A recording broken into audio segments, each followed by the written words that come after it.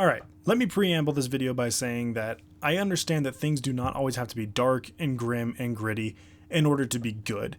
Yes, if you look back at all the videos that I've done on this channel, you could make the argument that I tend to err more towards those things. I tend to prefer things that are a little bit more grim, a little bit more bleak, a little bit more real to the characters. But I understand that Star Wars is a little bit of a unique animal, to say the least. It's a franchise that's predicated on the idea that no matter how dark things get, no matter how bad, no matter how bleak, no matter how emotionally compromised, that at the end, the good is going to triumph, it's going to take over, and things are going to get better. But even then, for the sake of transparency, I will admit that my three favorite Star Wars stories in terms of how they're told over time is Revenge of the Sith, the finale of the Clone Wars, and Rogue One, mostly for the reason that it feels like a realistic outcome to all the stories that had been leading up to that point. So yes, I do realize this kind of makes me sound like a hypocrite by saying I realize that things don't have to be grim and dark and gritty in order to be good, and yet my three favorite Star Wars stories that have been cinematically told have been, well, shows and movies that end on a grim, gritty, bleak note. But I think it's also important to mention that whereas these series and movies that I just mentioned do kind of end on a bleak note, they still have this kind of overcast sense of inspiration and hope. In the case of a Rogue One, you know, the last like 5-ish minutes or so are dedicated to showing us that this takes place directly before the events of A New Hope. So by the end of the film, you realize that, okay, we're still going into this with sort of a happy, upbeat note, even if all the characters we got to know and love have been killed off. In the case of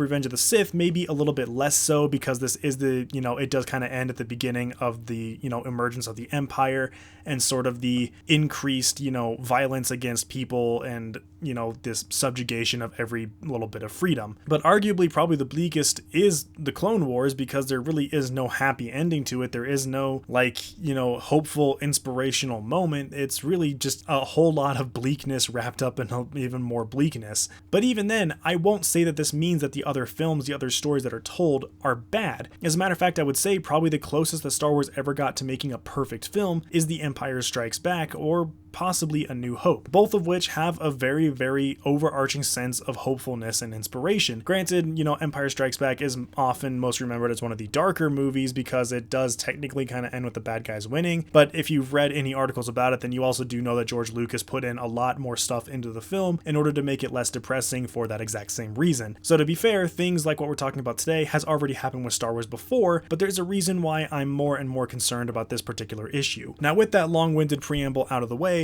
the series that we're talking about right now is Kenobi. For those of you who don't know, Kenobi is an upcoming TV series coming to Disney Plus later on in the year. I think it's coming out at some time in May, and it's going to be focusing about, I think it's between 5 to 10 years after the adventure of Revenge of the Sith, where Obi-Wan is kind of making his living out in the Dune Sea, I'm sorry, not in the Dune Sea. I forget where he is exactly in A New Hope, but he's basically on Tatooine looking over Luke and making sure that no harm comes to him, while simultaneously trying to do his best to remain hidden from the prying eyes of the Inquisitors and the Sith and the Empire at large. Judging from the trailer, and by the way, it is a very well-made trailer, even if, you know, I've watched the trailer like 7 times, and I'm annoyed that most of the reason why it's a good trailer is because it does the same thing that every single other trailer does, which is like they take a bunch of the really popular songs and they slow them down so that you have a little bit more of an adrenaline rush. But nonetheless, like the trailer did make me very, very excited for the series, and especially because it kind of seemed like they were going for more of this sort of bleak, introspective look into the character of Kenobi. Judging from the overarching monologue that the Inquisitor gives us during the trailer makes it sound like this series is going to be very introspective into what it really means to be a Jedi for Obi-Wan, and the kind of issues and moral quandaries he has to grapple with on a daily basis because of the decisions that he made and because of the things that he has to do now to protect himself. And yet, despite all of that, there's still a lot of hesitation about it because of 2 articles in particular. I'm getting both my sources from a bunch of different people, but I initially read about these from IGN and The Hollywood Reporter, and while I will admit that both of those sources tend to have an issue of exaggerating things, and they tend to have really, really negative and toxic communities that don't do a great job of representing what the actual content article is, I will say that in the past, when it came to Star Wars leaks and when it came to Star Wars content, IGN and Hollywood Reporter have usually been on the ball, and I did follow through on a bunch of different sources. I read a bunch of different articles to corroborate it, and it does turn out both these articles so far as we're aware are completely accurate. And like I said, it's not like TV series and movies are prone to not being rewritten, but there's something just I don't know, offsetting and a little bit frustrating looking at these particular articles. So the first one that I want to mention is how we actually kind of knew about this article way back in 2020, or at the very least, we kind of knew about it back in 2020. So back in 2020 was when Kenobi was first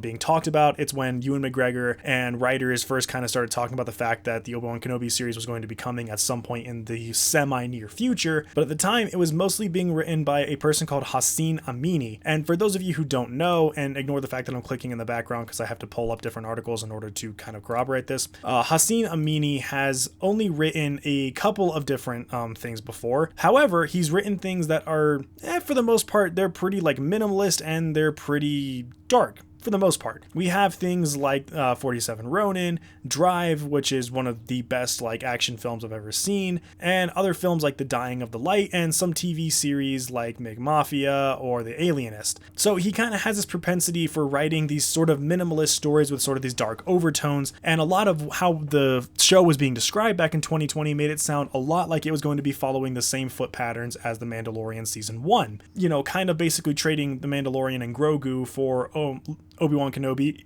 and Luke Skywalker respectively. Now, Hossein Amini is reportedly still credited as a writer, but he was obviously, replaced by other people, and now the majority of it is being written by Joby Harold. Now, for those of you who do not know who Joby Harold is, well, there's a good reason for that, and that's because, well, he's only written like 5 things. So when it comes to writing, he has only written 5 entire cinematic things. He has written Transformers Rise of the Beasts, so, not even out yet. Army of the Dead, which I kind of enjoyed. King Arthur Legend of the Sword, which I kind of enjoyed because the editing style is really pretty. And Awake. If you don't know what Awake is, there's probably a good reason for it. It wasn't a huge film, and it didn't really get a ton of incredibly positive reviews. It was Jessica Alba and Hayden Christensen, ironically, and Terrence Howard, and it was basically it was sort of like a soft thriller psychological film. And I mean, it's pretty good. It's worth a watch, but it's not particularly engaging. So Joby Harold wasn't really somebody I was hoping to see on the writing list, but that's who we have now. On the bright side, ever since 2020, the person who was directing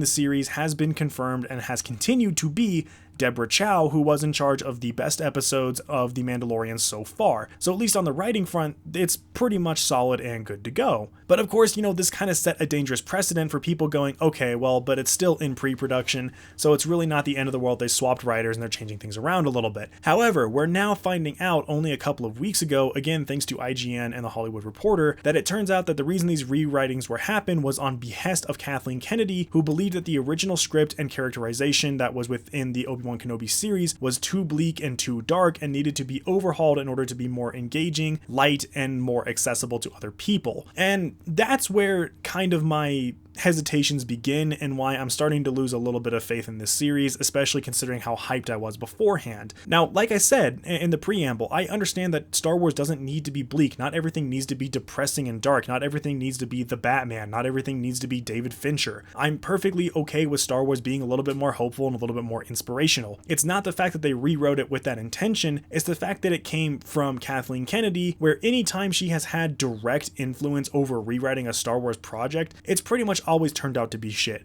Just look at Rise of Skywalker, just look at The Last Jedi, just look at the fucking Force Awakens. Almost every single time she has a direct hand in rewriting something or telling somebody to rewriting something, it usually never ends well.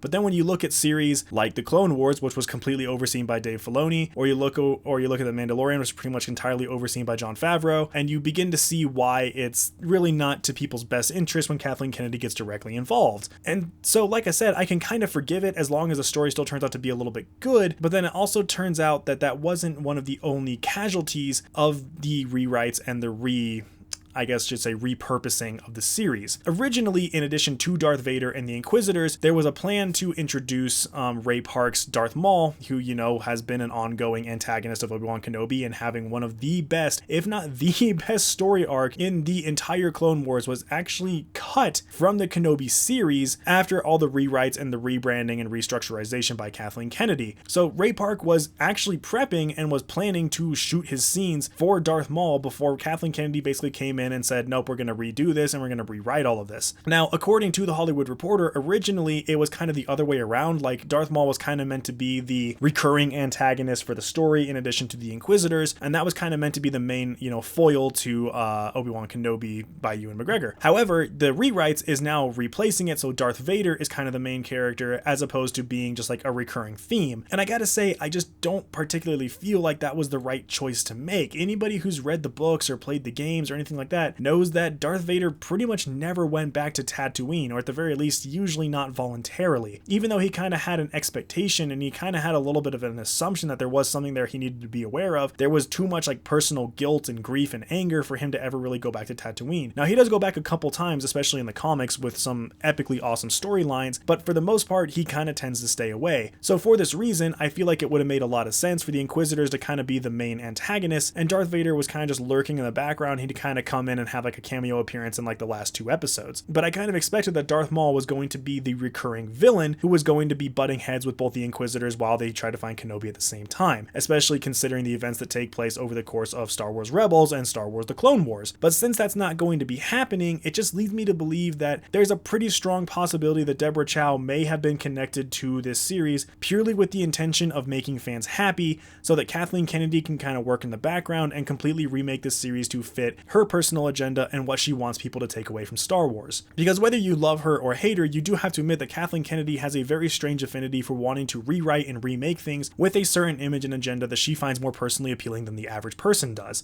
And this is what really, really worries me about Kenobi, and with her having this sort of direct influence over it. Now, I do understand that Kathleen Kennedy is an executive producer, and I do understand that at the end of the day, she has a lot of influence over what actually happens with Star Wars, even though the buck should kind of stop and start with the director that they actually attach to it. But I get that there's, an element of oversight that we will never have control of, that Kathleen Kennedy will probably always have control of until she dies. But like I said, I also just have a ton of concerns because Kathleen Kennedy just has a tremendously bad issue of running her big fat stupid mouth and getting Star Wars projects into hot water that they really just don't need to be in. And the fact that I was so excited for Kenobi and now it's kind of replaced with like this sinking feeling in my gut that it's going to get butchered is really, really bugging me. Now, I also will admit that despite being a very, very big Star Wars fan, that the community has kind of fucked up Star Wars for the worse in the last couple of years. I do admit that I think a lot of the negativity has been warranted with how poorly Disney has handled the Star Wars franchise, but the community also has not done themselves any favors by being incredibly toxic and incredibly outspoken in that toxicity, that I don't kind of blame people for Kathleen Kennedy for really just not caring what people think about it anymore. But in addition to that, I do also feel that there's a very strong propensity for Star Wars wanting to be better and just not being given the creative freedom to do so. And I think there's really no better place to look at that than with the Book of Boba Fett. It was one of the most boring, safe, standard sci-fi bullshit episode series that I've ever seen in my life. Boba Fett didn't even feel like Boba Fett, and he was barely even in his own series. It was basically just a glorified tease for The Mandalorian Season 3. It was full of great ideas that never got to fully hatch. It was full of awesome scenes that feel like they weren't ever really finished shooting and didn't really have a whole lot of CG work to help them out. And it kind of felt like the story was incredibly rushed through to the point where Robert Rodriguez probably just said, you know what, screw it, give me a director who can do like 2 episodes of The Mandalorian so I don't have to do all of this by myself. And again, when your overseer is Kathleen Kennedy, I think we can kind of know where to point the finger. But nonetheless, guys, that's kind of my thoughts on it. I'm still very excited for Kenobi, and I still am holding out hope that it's going to be better than it is going to be bad. I do think Ewan McGregor will probably give a standout performance because he's a fantastic actor, and obviously he loves the character of Obi-Wan Kenobi. I think he'll be great in it. I love the idea of using the Inquisitors. I love the visuals that they're going for. I love how it has almost like this kind of, it has this very Denis Villeneuve kind of look to it, which I am all about. I love that it looks more like Dune and more like Blade Runner than it does like Star Wars. I'm very, very excited for that. I love the idea of Hayden Christensen coming back, but I am bummed out that Ray Park is not coming back as Darth Maul unless this is all just one big misdirection, and I'm really bummed out that it sounds like Kathleen Kennedy basically made them remake the entire series in order to fit a more aggressively, generally accepted umbrella sort of audience. But nonetheless, guys, let me know what you think down in the comments down below. Be sure to like the video. Check out our other Star Wars content as well. There's plenty of it here on the channel. Take care of yourselves. Stay hydrated. Talk to you next time.